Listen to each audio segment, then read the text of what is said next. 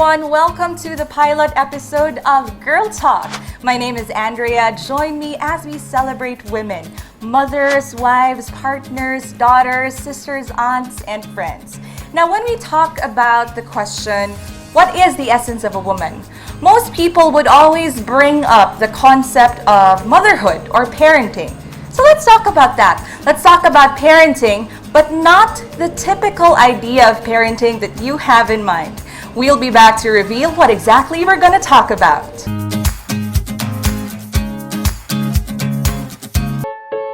By tradition, the Filipinos maintain strong family ties.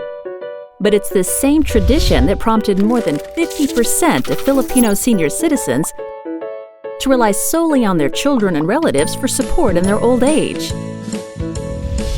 You can follow the same path, or you can choose to proceed in another way, a better way, the Kaiser Way. And what is the Kaiser Way? Financial independence, especially in your retirement years, when you'll really need medical attention and support. Other HMOs serve group and individual accounts. Kaiser International Health Group focuses on your long-term health needs. How? Kaiser uniquely provides for a second layer of HMO coverage, which gives members the option to utilize it or not. You can use it if you have to, but if you stay healthy, Kaiser International Health Group will reward you with the financial independence you deserve in your senior years. Simple, worry-free, effective. Why? Because Kaiser cares. Kaiser International Health Group, the first name in healthcare.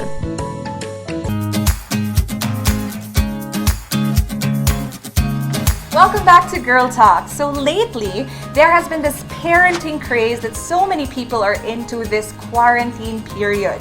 Let's watch some of their videos. Welcome to my paradise!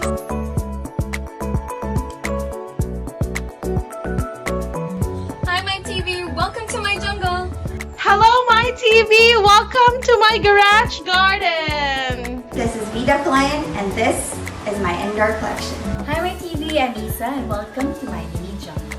Hello, my TV! Welcome to my planterium! Welcome to my plantscape. Welcome to my home garden.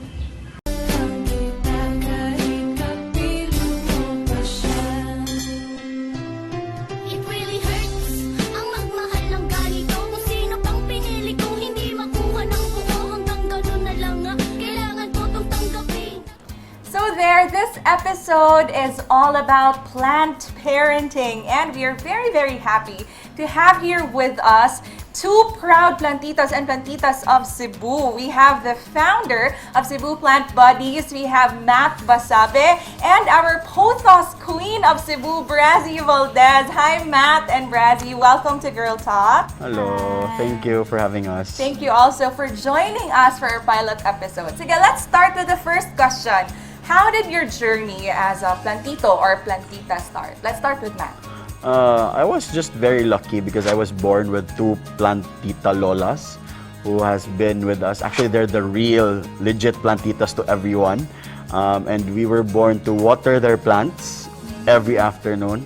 I just thought it was that essence of plant parenting why they were so enthralled to the habit, and the hobby, I mean. And then fast forward to I lived alone, went out from the house. It was I felt alone, living in a box. So I had my first plant, a euphorbia plant. It kind of created life in that area. And that's when I started collecting one. And the usual thing they say, it starts with one plant and the rest is history. So then, I started euphorbia, sansevierias, and then I shifted to succulents and cacti, unsa na siya. And then now I'm with philodendrons and syngoniums. So and then it's nice because the community is getting bigger. That's how I started. Tell us more about Cebu Plant Buddies, Matt. Cebu Plant Buddies is a group that I created for Plant Buddy PH. So Plant Buddy PH is my plant shop. Cebu Plant Buddies is a funnel for suppliers. So that was the initial intention. But then it created discussions and forums, and then okay, sige, I like how it was going. And then we were there to moderate, new plant parents, like, avoid buying cuttings, making sure that the prices are indicated per posts, and making sure that, there would be faster and successful transactions from seller to buyer. Because as much as plants should not be for sale, plant parenting and plant selling has been one of the most helpful hobby to enterprise transition this quarantine. So and then Plant Buddy PH is a plant shop / consulting page wherein we help new plant parents. What are the most common questions, Matt, that you come across sa inyong group? How do they start? That's like, I have a plant. How do I start plant parenthood? And we tell them it's not actually having a plant that makes you start plant parenthood. It's actually knowing your commitment. Are you ready to commit to plant parenthood? Because this is not an easy job. It's not even an easy hobby. Like, yes, it's nice to see them, but actually, it should be commitment, space that you have. Do you have that space? Because plants grow differently according to the environment that you have. So I think that should be the first thing or the first step to plant parenthood before getting your first plant. So that's one of the most asked questions and the answers we always give to them. How did your journey as a plantita start? Well, it started just this pandemic, actually. Before it happened, I already had Sansevierias. I didn't know the name yet before the Snake pandemic. plant lang. Snake plant lang siya, and I liked it because I actually got it from my neighbors, mga tulo lang, and then it invaded the whole front yard until I realized it's getting so messy, I had to uproot them. So it started there. I bought soil for them and I bought pots to repot them. So it turned out 200 sila kabuok. Wow. So dito nag-start, and since I already bought lots and lots of pots and soil, I thought, why not buy in bulk and also sell them? And it started there. Maligi ako pots and the soil until I started collecting as well. I learned the types of Sansevierias, and then I shifted to dili lang sa house plants, indoor plants, karon na nasad ko yung mga outdoor plants. So I want to also connect to what Matt said, na it's about space. So we didn't have much space.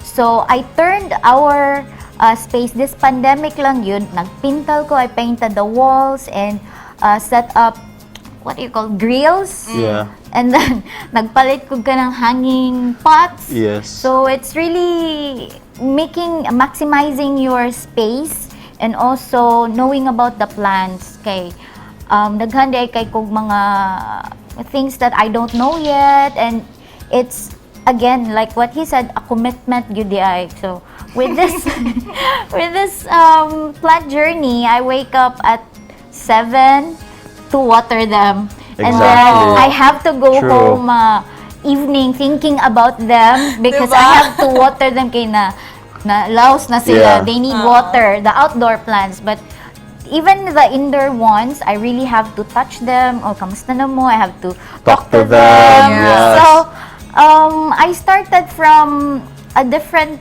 kanang perspective of plants, and now I really have this deep appreciation because of this pandemic, and then it helped me in my how do you call this, therapy, because I'm away my husband was away. He was stuck in Bali for he just came home. He was stuck for 6 months, so it was my way of coping with the anxiety of the unknown. So it started there, and then I'm also now learning from different groups. So groups really helped me in my plant journey because I have no idea, and so I'm really thankful for many plant groups in Cebu, learning how to take care of them and also knowing how much they cost. Exactly. Yeah. So like what he said, I don't sell if my plant is not stable. I make sure kailangan kayo mo palit ka, and then knowing na Kamat yun na mamatay. di Oo, niya wala di ay ugat. So I really care for my plants before I release them. So I think it also makes you a responsible mom. Yeah. A responsible plant mom. Right. So, dagan kong na-realize niya na I think I'm going to continue on with this journey. I'm not stopping. Yeah. Even after this pandemic. It's Yes. called plant parenting for a reason. Yes. So it's really parenting They that know, you're diba? committing to. It's really a lifetime Yeah, commitment. because many think it's aesthetic purposes. You know, well, plants For would have some, that. yeah. But again, making it look beautiful for that long Yes. is the commitment part. True. You know, So that's what new plant parents should know about it. yeah. Yeah. So, kuande ka, Braz, you're not just a post sauce queen. You started as a Sansevieria queen. Yes, it started there.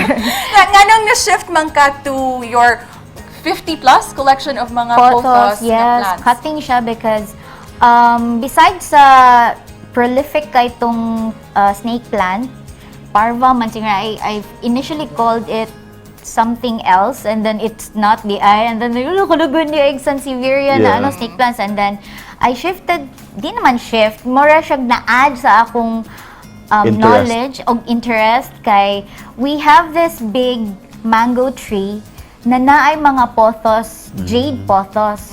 So I even called it first kuan kanang sige nang igagaw sa pothos. EP, Oh. Epiprenum. Ay di ka nang usa. Kalimot ko sa pangalan. I initially called it kuan different Something names. else, oh. And then di siya pothos gid di ay siya. So diha nag-start and then so when you know about a plant's name, makaanap kung sa paylain. Yeah. Right. Kung sa paylain. It turns into a collection, no? Collection You want to na collect them all. Napingan niya. Skindapsus and all. Yes, kana. So, diha nag-start ang katong daghan kay na pothos and I wanted to collect them all, yun. The large, giant And they're very pothos. easy to propagate. Yes, that's one reason That's the beauty of pothos, no? ganahan gyud ko sa snake plant o pothos kay I'm a newbie and it was an easy way to start. Yeah. Kay na actually way back I didn't have any, I thought I didn't have any green thumb. Mm-hmm. So one of the kuan siguro no kanang controversies and Yeah, and green it's thumb. actually nice that groups are emerging now, no, helping one plant parent to a new plant parent. Because the common know-how was always like, I'm not going into plants because I Yeah. don't have a I'm green green thumb. thumb, But it's yes. more of like you don't have the knowledge of that plant, you know, Yeah. what soil it would thrive, True. what environment it would True.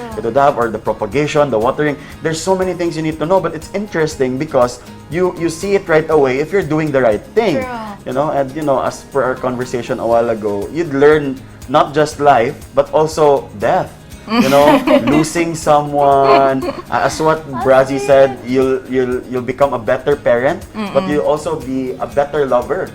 Yeah. Plants will teach you. Really, it's true. True, true. It will really learn. You'll really learn commitment and love and care, diba? When to stop, when to go, and at the same time, when it dies, you'll learn that it's not for you. You'll learn to accept and move on. Move on You know, lang and then yun. you'll not do it again.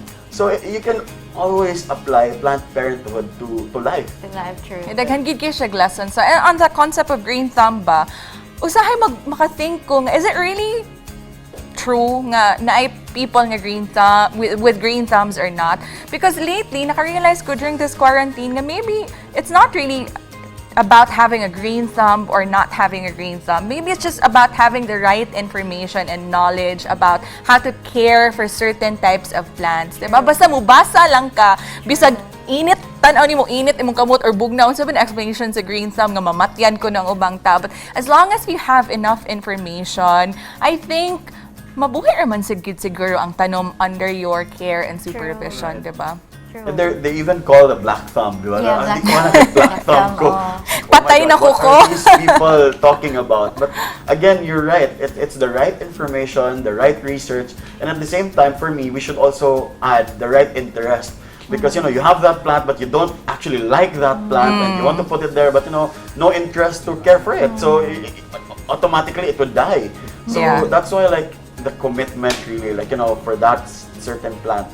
So you learn to learn soil, you learn to learn watering, humidity, sunlight, and the tools, and there's so many things. Then again, it's so interesting because it makes you a better person, And it's so nice to like teach someone and you do that pala. And there's a community available to help you. That's one reason I think I grew as a plantita or a plant mom. It's because of the emerging groups I joined, and then it's very interesting because, for example, I'm a newbie. I don't know this plant, and then I'd like to know more about it. I'm very interested. So a lot of people will help put info that this is the name, and then you can research on Google. Before, I was not interested, most probably because I didn't have anyone to talk to about it. Right. So now it's a social enterprise, it's a social community. Yeah, and what's nice is that kanang you get to have new friends as well online, diba? Especially during this quarantine season nga, we're all stuck at home. Usahay murag ang bungbong na lang atong gitanaw, diba? At least we get to be part of a group who shares the same interests with us. Yes. So right now, we are going to show you the routines of Braz and Matt in terms of taking care of their plants at home. So let's watch these videos that they've prepared for us. Morning guys, so it's already 7. So we matulog, pero today I'm going to show you my morning routine. I'm excited, so let's go. Play on Spotify classical music for plants.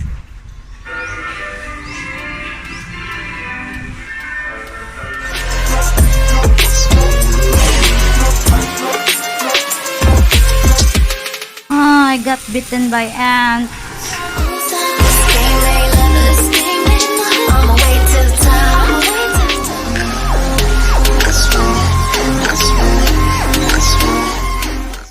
Time to transfer, you guys.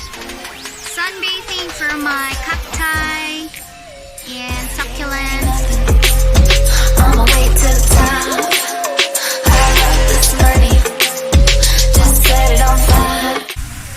Like this.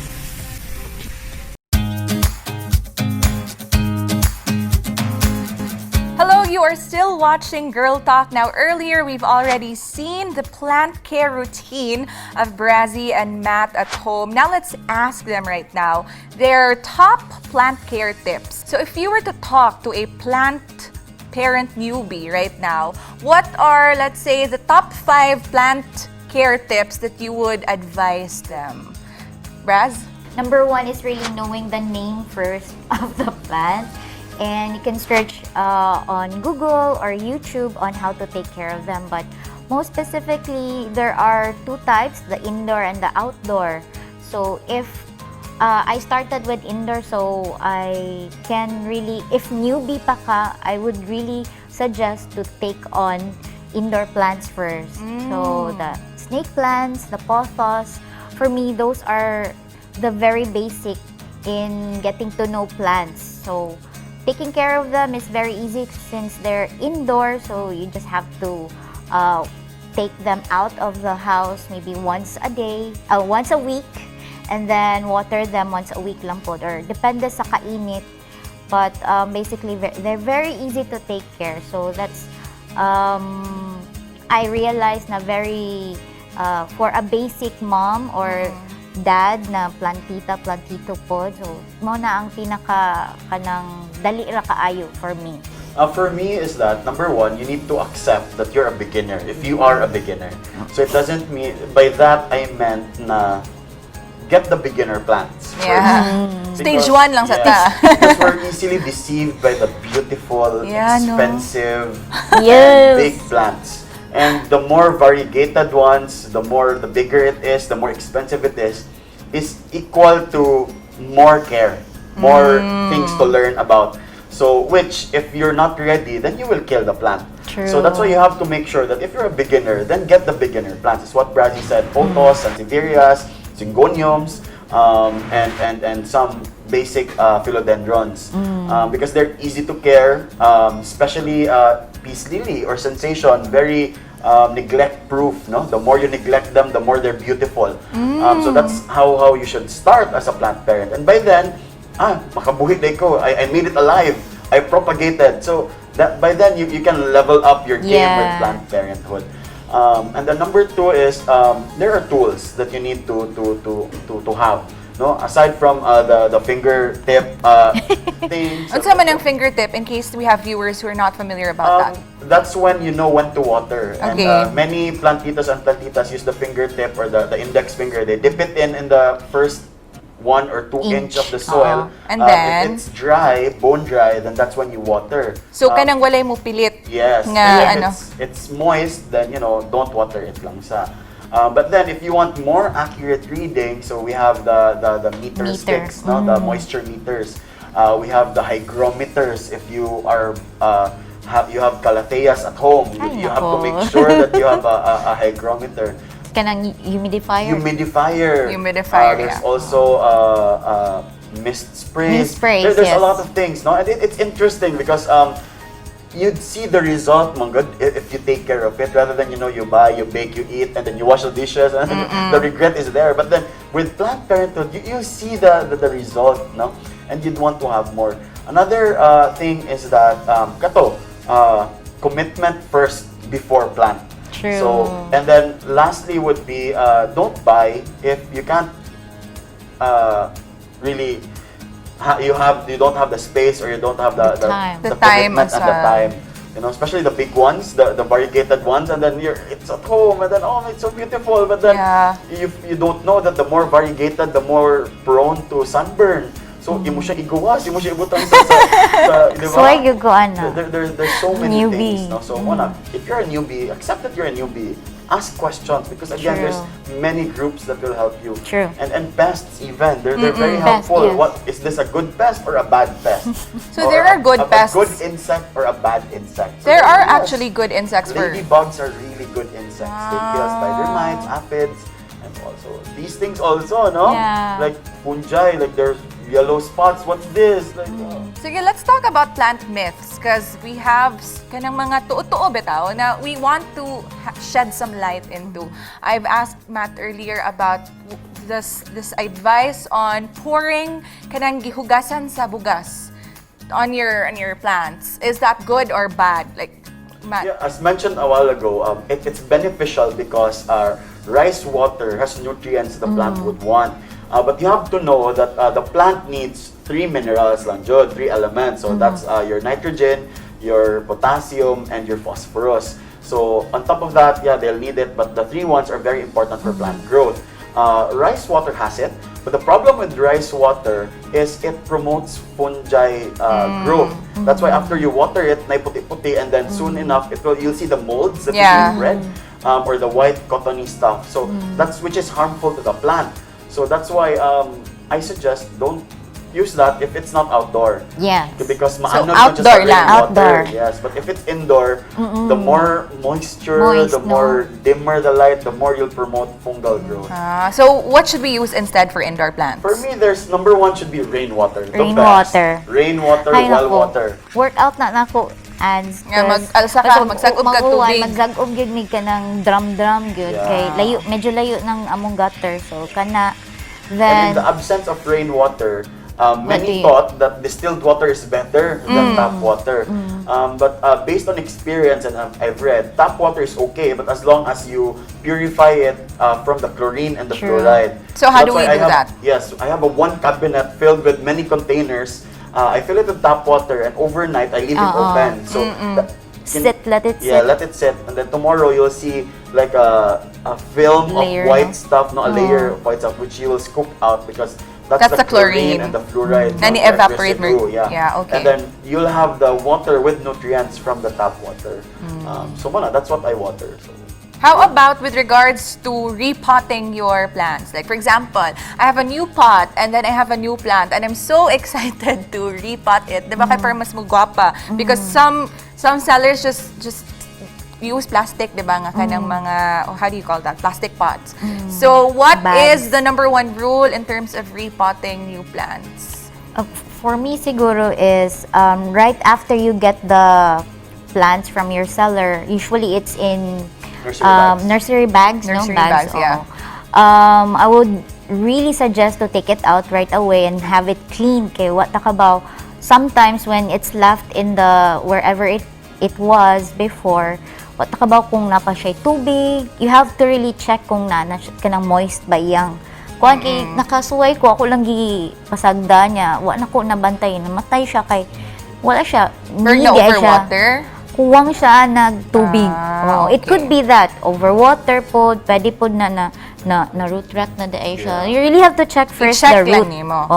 That's what I do. And then as soon as I get it, water ginana ko, and then I check for kanaging ilaw niya kung na ba siya mga puti-puti pest. So clean good first. So for me, repot good dayon, and it's even advice every sana siya kanang half a year mag-repot or just to check for the roots. Change the soil put. Matt has also for another... me, although that is okay, that is the essence of it is to make sure that it's pest-free and roots are alive, no? But for my practice, our practice is to let it sit first. You know, when I buy a new plant, I will not remove it from the bags. I will let it acclimate first. So I will put it in an environment wherein I want to put it there. So I leave it there for a week and make sure if it's alive and still care for it.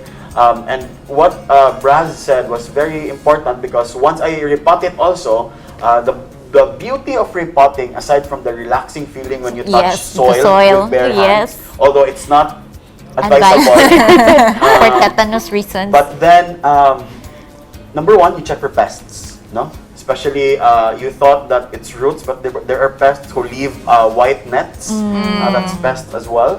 And then root growth, no? Maybe ibaligyan lang day ka og cutting nga gitugsok, you know, it looks so alive for a week and then mamatay po siya eventually. It became a controversy. It's a thing. It went viral, no? That's why like there are groups that really advocate this, no? That's why in our group also we don't allow cuttings. We auto block them. Those selling cuttings. Matt, you told me earlier na when you buy a plant from a seller or like for example mga barters, you really have to ask how the plant was grown, because di mo siya dapat ikalit-kalit o change ang environment. Many people would always research, and that's correct.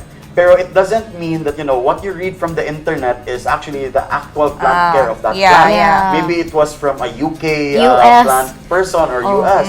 But then again, the best thing, it's a case-to-case basis, good. So what you do is you ask the seller, the nursery caretaker, how was it taken care of? Where did you place this when it was growing? So you kind of copy that to where you're about to place it, or if you want to put it a little bit more outdoor or a little bit more indoor, you have to slowly and gradually, you know, introduce it to a new environment. So mo na siya, you have to make sure you ask the seller. But then again, in Cebu, there are resellers of resellers, so you have to make sure, you know, how is this grown? Buy it from the grower themselves. Okay, another plant advice that I've heard was the use of mayonnaise or kanang egg whites on leaves daw para mas musinaw. I tried that on my peace lily. How was it? It looked good for the first few days, but later on, ni oily siya, greasy na siya, and mas dali na mo pilit ang dust sa iyang leaves. So I had a hard time cleaning it afterwards. So what's really the best advice on this? Is it? Ako, this is not a plant myth. Egg whites is best for making leaves shinier. It's practiced traditionally. Jaime Chua, even the very great Jaime Chua, even advised that to me. But then mayonnaise, on the other hand, I do not know where it came from, but I read a lot of mayonnaise things. I've read also how it affected their plant. Number one, it will attract ants. Number two, mayonnaise has vinegar. So it will damage the fragile leaves if you apply it to fragile leaves. And then another thing is that mayonnaise also has oil because it emulsifies. So that's why I'd rather stick to egg whites than, you know, trying the mayonnaise. So, what's the process of egg whites, Matt? Egg white is you just get egg white and then damp it using cloth or tissue, and then you just wipe it, not with great amounts, because again, many thought that plants only get oxygen and nutrients from the roots, but actually plants also, they breathe with their leaves. So you don't have to black all its pores. So that's why dili ka pwede mo use oil. Many thought you use baby oil or any oil Kay gwapa make lagi their siya at plant shiny. first. Yeah. Oh, but egg white is important because egg white does not really like form a barrier. It's just absorbed. And then egg white is used for many structural things also to make it shinier and stronger. So. How about on your use of fertilizers? Ikaw, Braz, unsa imong fertilizer yung imong ma-recommend? I think I'm more on organic. Or the like cow manure, ana. banana peels. I've used those juice. Eggshells Na mix po na nako siya. Very, I realized i-powderize nimo. Oh, i-powderize nimo siya with banana peels. And ito, nag-buy ko og Epsom salt. That three. So, mora na ang akong once a month. Once a month lang. Oh. How about you? I'm more of an osmocote person. So, especially philodendrons, they like osmocote. Osmocote is nice because it's slow release, so dili makalitan ang plant. So osmocote, and also I use eggshells for fragile plants. I use like it what? I had caladiums because in caladiums you have to be ready to make tukod. Yeah. So like this because one, they're beautiful, but you have to tukod them. If you don't have the stick the patience to make tukod these plants. Don't get caladiums because they reach for the sun. That's why they grow out, no? And then they become so sturdy in a plant. But they're beautiful. Their leaves are very beautiful. So yeah, osmocote and vermicast also very helpful. Vermicast is kanimo ni siyang by Castings earthworms. from the earthworms, yes. No. Yeah. So this From is also the very vermicompost. helpful for Yes. both indoor and outdoor. Both, yes. Everywhere. But then again, I don't know, but I follow this ideal potting medium. 30% garden soil, 25% vermicast, 25% rice hull or coco peat, and then 20% perlite. Wow. So if naimo ask na ko, that's always what I tell them. But then again, if your soil from the nursery is clean and pest-free, use that. Ayun na siya ilisi. Yes, because the plant grew from there, so it means it's a healthy soil.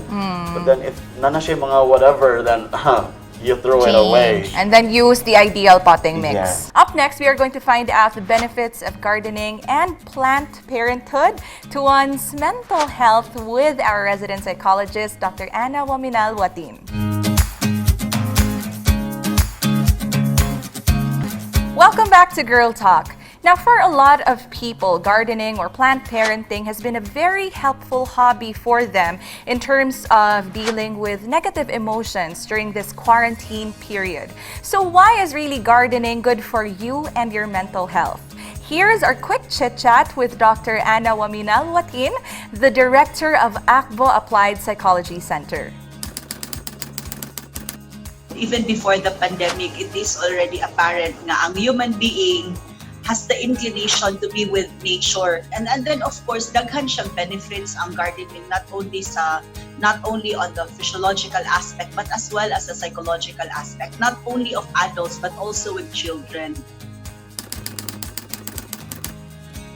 Ang naamang ni siya ay pagpakalma nga benefit ang plants. So research had shown us the calming benefits of plants. Nasa tayo gitawag na stress reduction theory. So ang being with the plants, whether indoor or outdoor, can also reduce stress.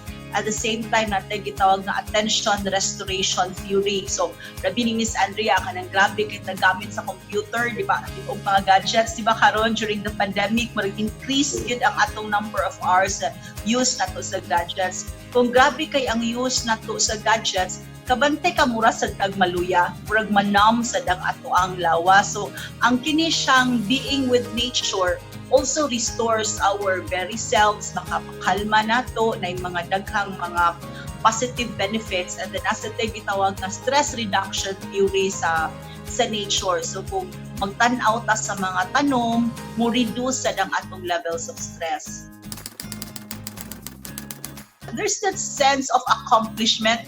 Even pagkabata ka, makakita bitaw ka nga from the seed na imong gitanom, nitubo siya, and then it promotes discipline, kanang perseverance, patience, daghan kaayo og tabang ang kining pagpananom sa mga tao. It also improves our well-being. Kanang mumata bitaw ka, Miss Andy, mumata ka in the morning, naa kay buhaton na for you that's exciting, inspiring, and relaxing for you. So a hobby can be a very good thing for us. Daghan yung kay siya benefits. Like example, kung mananom ka og vegetables, kung magluto ka, you don't need to buy katong nakakinahanglan daghang paliton, and it's always fresh. Like you can have tomatoes, you can have lemongrass. So mas lingaw siya, and it's more meaningful. Mamalipay ka sa experience nga gikan sa imuhang mga kamot dinha sa nature, something nga nitubo jud nga ni grow, and makes you feel good. And now we're back here at the studio with Brazzy and Matt. Now we've already brought up the topic of gardening and its relationship to one's mental health. Can you also relate to this during this pandemic, Braz? Yes, very much. Because as I mentioned earlier, my husband was not at home. I'm with my parents. I have a son and 3 other nephews and niece. So, daghan mi, 7 mi sa balay, had to take care of them, buy supplies. And you know that uncertainty, the fear of the uncertain things, what will happen next, you don't really know what to do. So, I diverted my negative emotions to gardening, and it was very therapeutic for me. No, kay kanaging the touch of the soil, the knowing that you are responsible for a life. Yeah. Aside from your son. Aside from my family, pero kanaging mabiyaan lang nimo siya usa ka adlaw kay naluya na siya, and it's really communicating ba. And you sing to your plants. Yes, I do. Do you do that, Matt? Grabe, mukanta siya sa iyang plants. Sing with me. I want to spend my lifetime loving you. If that is all in life I ever do.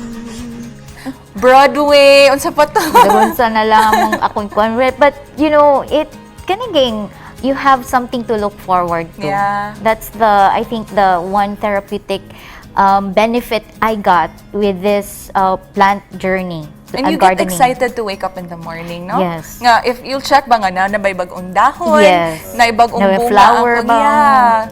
How about ano? you, Matt? For me, I'm an extrovert. And then, you know, the quarantine came, and imagine trapping an extrovert inside the house for a very long time. I was about to go crazy. But then, that's why we moved all our plants, most of my favorite plants, in my apartment in Banilad. So it kind of like, okay, so I have something to do. And that's one thing, like what Brazzy said, being a plant parent, it will really make you a morning person. True. Because you really need the morning light, and it's nice. With that feeling, but you're waking up to something positive. You know, you're looking forward to something, you know, seeing a new leaf or the unfurling. You're really waiting for the unfurling. And at the same time, the routine that it gives you, distracting you for the uncertainty that's coming, or that's you know, bothering all of us now. So watering, that's why as much as if it wasn't a quarantine, it would be like, you know, oh my God, kahasol, daghan kay whatever. But then the quarantine became beneficial because this very complicated hobby is very helpful because it distracts you. True. You know, you want to read more, you want to plant hunt more, you want to maka-addict, no? Yes. And there's so many aspects of plant parenthood that you can venture. You know, selling plants, collecting plants. True. Plant hunting is so exciting, you know, making sure you get the best deal. The bigger plant, the cheaper, the better. Yeah. And then, you know, the bartering system. Yeah. And then, you know, the propagations. There's so many things. And it's exciting that many was sane during the quarantine. And, you know, I think this plant parenthood thing does not just benefit the mental health of people, but the environment, you know, kids, you teaching them early rather than them just playing and whatever, you know, you teach them so many things about life through plants. You know what, my son gets so excited every time we harvest my okra. Oh. As in, mag-atang jud siya sa okra kung pwede na ba daw niya putlon. So, you know, you get to teach them about these basic life skills. True. And it's not introducing vegetables and fruits to them is not, pinakalit na, I don't eat that, because they saw it growing. They wanted to take it also. Yeah. So, there's so many things. And, when you get so much, luto kang utang Bisaya, and, All from your garden. All from the and kapag garden. it's pesticide-free, Yes. diba? Organic yun. there's so many things, no? Responsibility, eating healthy, mental health is intact. So that's why it's nice to be a plant parenthood, and having the quarantine was really helpful. But let's also show our viewers, Braz and Matt, nga nobody is really an instant expert at this hobby. True. So, can you share with them the plants that you've killed? Unsa man ang mga tanom nga namatay under your care, be? Unsa sad imong lesson nga na-learn from that experience? Kuan siguro, ang pinaka I started with plants that are hard to kill. So it was for me like I feel confident na sige, level up na ta. So I went to maybe I think mga ingani, mga aglumina. I really thought that they're easy. But no, they're different from this one. When they grow new leaf lang na siya, or dugay pa siya malaya. But this one, dali siya malaya. But actually, it's teaching you that to be patient. Kinana siya new coming. Di na siya. Habang kato imong succulents nga imong gi-share, Braz, kato mo depressed kay ka nga nangamatay tanan. Di man siya namatay tanan. Actually, I was so, one thing I'm hesitant in going back to planting because we had succulents and cacti before and I didn't care for it, so wala rin to siya na-pursue. But with this quarantine, nag-confident na ko gamay, and then someone asked me to look for plants. I said, I don't have those plants, tita, but I'll help you source for it. And she wanted it for a giveaway ko, no. So she needed 25. So succulents. And I didn't know na different day na klase, kanang usara day ka klase, and I bought different kinds. So iyang gipamili katong rose cabbage, familiar ka. So they're one of the most difficult succulents di ay kay gamay lang patak sa ilang leaves, murat na siya. So dapat di ay sa ubos ang iyahang watering niya. Dapat niyo siya painitan niya. They're prone to root rot gyud. So naagid to time na I think 3 days gid ko na depressed, like naghinuktok yun ko. Kanaging namatay sila tanan? Di man siya namatay because it's not wilting for me. lang. Oh, it's not for me. It's for a customer, a client who trusted me, and I don't want my repute to be tainted kay I gave her something that's not presentable. Mo tong murag pressure na ko kay kung ako lang to okay ra gyud kaayo, di ba? Bitaw. So I made sure na ako to stress gyud kay ko ato, so nang hinuktok yung ko ani for like 3 days kay kanaging I need help. Yeah. Please help me. Nag-post yung ko ato na kasi mga expert na please tabang, and then it taught me a lot na lain yun ang mga batasan sa mga plants. Di ba, no? Kaya yun, ang succulents marag not for the faint kanaging heart. Yeah. Ikaw, Matt, what plants? Not for the impatient. Impatient. No? Yeah. What plants died on you, Matt? Calatheas, for sure. Yes, everyone had that calathea moment. Diba, no? There's this meme na goodbye, Calathea. Wala kayo ko gadaron. But then again, with calatheas, they're so sensitive. Panicky. You learn to appreciate when plants talk. They easily show it to you when they don't like it. And then, I always get calathea because they're beautiful, and then they always die. So I was like, okay, time to research about this plant. True. So there's so many things calatheas show you to let you know that they're not okay with the environment. Their humidity is kuwang. So humidity is really the key, no? Yes, Yes. and the key to calatheas, which I have a thriving calathea collection now, is really humidifiers and humidity. So that's why it's nice to put them all at one place. No? So you can have your your stone plate right there also, and the humidifier direct to them only. But then they're so sayang because I finished 1 gallon of water, distilled water, for just 3 days just to make them live. So yeah, that's why I'm slowly giving them away na. But then they're beautiful. But then I think it's not for an environment wherein humidity is very low, or you're not committed to always replace water to your stone pots, or you don't want mosquitoes. But then again, calatheas in their natural habitat, in the high Jungle. mountains, dyan na jungle sila, gid. where humidity is high. Okay. Yeah. Sa mga But then bukid-bukid. yung Calateas, some. I think I killed lots of Fittonia. Oh, there also is, there's very fragile also. Fragile sa sila. Kanang nerve plant. Nerve plants. Nerve Yeah. plant. All right. Thank you so much, Brazzy and Matt. We Thank really, you. really learned a lot from you, and I hope that you guys enjoyed this discussion as much as we did. Up next, we are going to get to know more about the people behind our beautiful furniture which we're using on our set right now. The people from We've Loved Cebu. With the rise in demand for plants and pots this pandemic came also a very booming business. Rattan furniture, baskets, and planters. And joining us in the set today is Cecil Tan of We've Loved Cebu. Hi Cecil, welcome to Girl Talk. Hello, thanks for having me, Andy. Thank you so much for making our set very, very bongga for the entire week. Daghang salamat kaayo. So Cecil, can you tell us more about We've Loved Cebu? Okay, We've Loved Cebu. We sell different kinds of rattan products, as you can see here around your set. From furnitures to the basket planters. We also have ottomans, tables, hanging planters, stands. So anything rattan. Yes. Di unsa nimo pag-start ani nga business? Okay, so everything is locally sourced. So I'm proud to say that from even the furnitures, these grand chairs are proudly made in Cebu. So how it started, well, because I love plants, so it You're started also with Plantita. yes.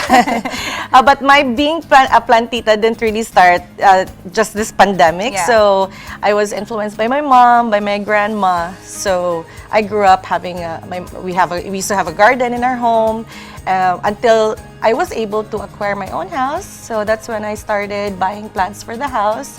But it was only just until this pandemic, when COVID-19 happened, where I was able to have a lot of time to attend to my plants at home. What happened was I was looking for these cute baskets. I was looking around Instagram, Facebook. Naglisod siya ko pangita. Wala man siya baligya dari sa Cebu nga naman eh. So naabot ko og Shopee. So I bought these baskets from Shopee, and then I posted it in my IG story, and then a friend of mine, a high school batchmate, commented in my story, and then she was like, "Cess, I'm actually supplying the planters that you have. I am supplying baskets, and I know some weavers who can, where you can order and sell these baskets." And I was like, "Oh, really? So can you?" So what happened was she introduced me to these weavers, and also she has her own weaver, so she also supplies for me. So that's how We've Love started, and I had to act and think fast of my brand, of how to launch it on social media. So I immediately thought of the name We've Love. So that's how it started. And it's really nice as it's not just yourself that you're helping during this pandemic. I know nga there are so many people nga nag-shift og profession or nag-shift og product because of the shift also in the demand of goods during this pandemic. But it's also nice nga nakahatag sad ka og livelihood to the rattan weavers of Cebu. Definitely, that's really true, Andy. Okay, these people, of course, and daghan naman sa jud nagnegosyo aning rattan, nakatabang yun ta. These weavers from the north, naka-provide tag livelihood sa ilaha. So aside from because this is really not my main business before. Yeah. Aside from nakatabang siya sa ako, mas dako pa yun siyang nakatabang for these people. And you know that these people need more than us. That's true. Yes. Can you tell us more about your products in detail? Like we have the furniture, of course. Ito nindot kayo nga mga chairs, natay, these are baskets, right? Hanging. Hanging. These are the hanging planters. So the different kinds that we have, these are we really designed these. So we make sure that all of our products are unique. Because, you know, daghan naman jud kay maabot ng mga kompetensya. But, so, dapat man good updated jud ka with your designs and your products. Now, these are all rattan made. The furnitures, though, especially Kanistia and some of our furnitures, majority of our furnitures come from an export factory in Cebu. So, lahi sa namong gi-source out for the furniture. So, I'm proud to say that these are export quality. Tinuod. Yes. And it reminds us, nakabantay ka, mura siya nag-come back. Yeah. These designs, I'm sure, Naani sa una. Growing up, nakakita jud ta ani 1980s, 90s, you know, in some old houses. So, yes, it's making a comeback. It's making a huge comeback na it's dako among demand ani karon. We're getting a lot of orders, not just from Cebu, but nationwide na. We're shipping nationwide. Yes. Most siguro na lang gingon, you can never go wrong with the classics. How do rattan furniture and baskets, kanya itong mga stands, complement your design at home? Nganong nindot siya tan-aw? Like ikaw, personally, why would you prefer kani mga rattan? Well, the reason why I had a penchant for baskets when the pandemic started, because I think also for the design aesthetic in terms of coming up with a tropical vibe in your house. Kaya di man ta ka beach. So, dadon na itong beach exactly. Balay. So, it's becoming, the tropical aesthetic is also becoming popular these days. Yeah. I think. And it's very Pinoy, no? Yes. Port local kita. Not even Pinoy. Kaya if you check Pinterest, bitaw. Daghan jud kayo. So, I think with these items, it really adds to that tropical aesthetic in your home. And it's really, mulahi gid siya. Kaya aside from the foliage of your plants, and then you put it inside a rattan basket, mas nindot gid siya. Mugwapa gid siya. Yes. Compliment jud ang colors nga, like greens, nimo sa imong mga tanom plus browns, some more neutrals gid. Not only that, I think, and I think I'm proud to say na it's only us so far in Cebu na who paints the basket. So, for example, over there, that's a hapaw rattan set of planters. So, lain-lain size. So, it's colored green. This one is black. So, we have a lot of clients who would request for having it painted. What's popular is the black. Popular drinking black, and then the whitewash also. So, yes, we can customize. Aside from customization, we can also paint. If you want your elephant to be green, we can do it. Pwede kaayo. Pwede rin dyan kayo. Request lang sila. Request lang sila. Sige, Cecil, can you please inform our viewers how they would be able to reach you in case they're interested to buy any of these planters? You also have placemats, diba? We have placemats, tables, rattan tables, basket stands. So everything rattan, yes. So we are on social media. You may visit our page at Instagram. That's at We've Love Cebu. And on Facebook also, we are on Facebook. It's at We've Love Cebu. So kind of visit our page and just don't hesitate to send us a direct message, and I'll accommodate everyone. Thank you. Thank you so much for joining us here at Girl Talk. And of course, we'd also like to thank several people who helped us make this pilot episode possible. Daghang salamat again to Cecil Tan and Sedessa Villo of We've Loved Cebu, Noel Benjamin Fernandez for his photography, Mark Bao for his graphic design, and Lori Garcia for her makeup services. And sa inyong tanan, again, daghang salamat, and see you again next time here at Girl Talk.